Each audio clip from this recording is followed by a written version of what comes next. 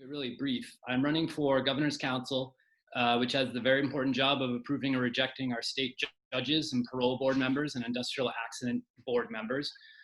There's only 8 counselors, and we approve judges for lifetime appointments through age 70. We get to re-elect our legislature every 2 years, our governor every 4.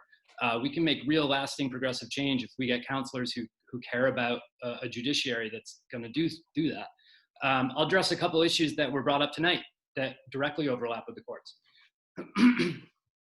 So we've been represented for the last 10 years on the council by a Republican who referred to the red flag bill, the emergency restraint protection order bill, as unconstitutional. And every judge who went before her, she asked if they believed in the Second Amendment or not. I guess I'll leave it at that right there. You know, the funding issues around education and transportation, that's the magic bullet that Massachusetts needs.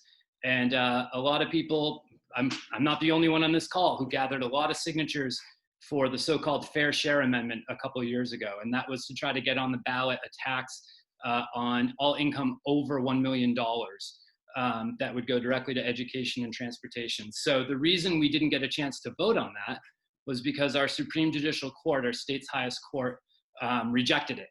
And that was not a unanimous decision. There were very reasonable legal arguments on both sides. It was a split decision, and with different judges, we could have had a different outcome. We think of Mass as blue, but 6 of our 7 Supreme Judicial Court members soon will be Republican appointees.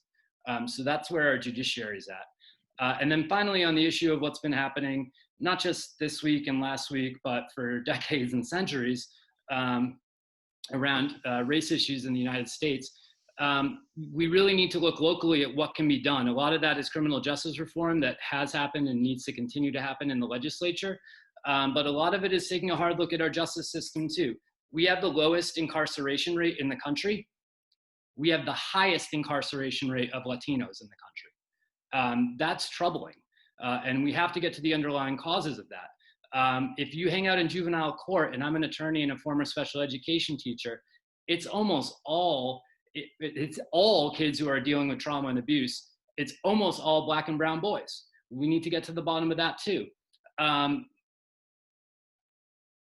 I think that a lot of the police departments in this state do a good job of trying to reach out to the community and engaging with the community. We need more of that. When we have police officers in high schools that are predominantly Latino and Black, well, high school behavior ends up being a criminal matter.